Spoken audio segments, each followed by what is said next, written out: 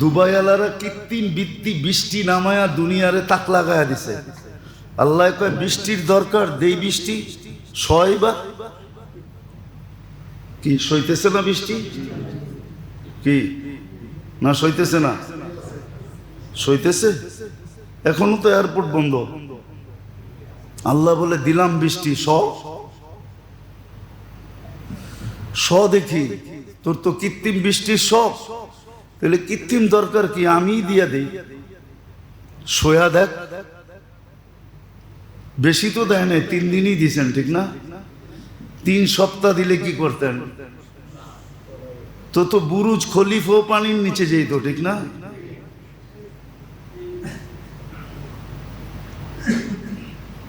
তো যেটা বুঝাইতে চাইতেছি আমি, যে দুনিয়ার নেয়ামত যে বোঝে না, ওই নেয়ামত থেকে